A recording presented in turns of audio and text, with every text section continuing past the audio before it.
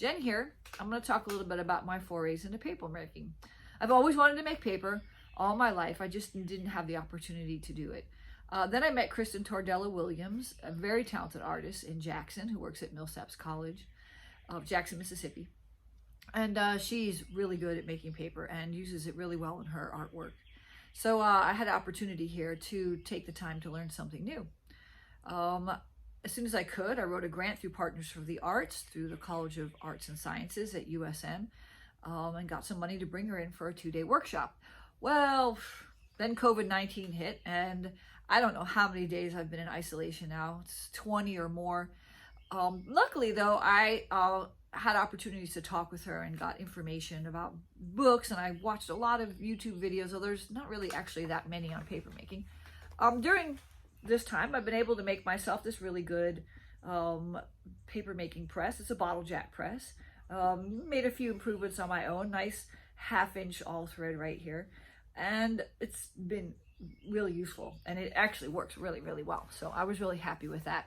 I also ordered a sort of beginner kit from Carriage House Paper that has pretty much all the elements that you need for making paper, and some blotter paper from Talus. So I jumped right in, and I made some mistakes the first time. Some of them were just skills, learning skills. Some of that I knew would get better as I did it more. The first problems I had was making paper that was not very even when I was pulling my mold and decal. The second problem that I had was couching the paper.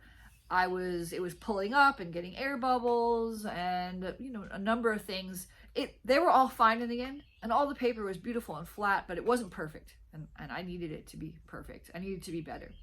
So I wrote down all the things that went wrong, did some more research, asked some questions of some folks. I was able to buy some more felts during that time from Carriage House, also some more dry pulp, and I ordered more blotter paper from Talus. So I got myself some more materials much needed, as well as I had to go to Home Depot and buy some heavy duty shipping boxes that I cut up for my drying stack. So there's a lot of things that I was able to do in the week or so from the first time that I tried to make paper.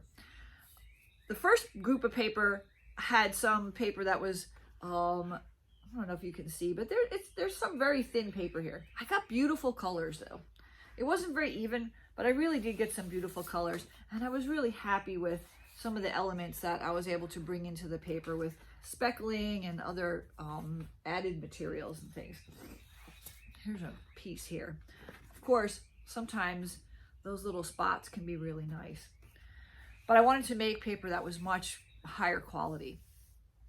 So after regrouping and writing down, that's what we do as artists. We figure out what the mistakes were and we start over again. I got my new materials and I went for it for a second go. Second time, way better, way better. I had much even paper. The pulls were really nice. The couching went really well. I didn't have any problems. The drying went really good. I even tried embedding things and adding extra elements into the paper and doing 2-sided paper, which was scary, but not as hard as I thought it was going to be, with laying one sheet and then couching a second sheet over it and even embedding things in between the sheets. That was really fun to do. The only thing I wasn't very good at was getting the 2 sheets exactly identical, so I'm going to put some registration marks on my post boards so that I know exactly where to tilt it over.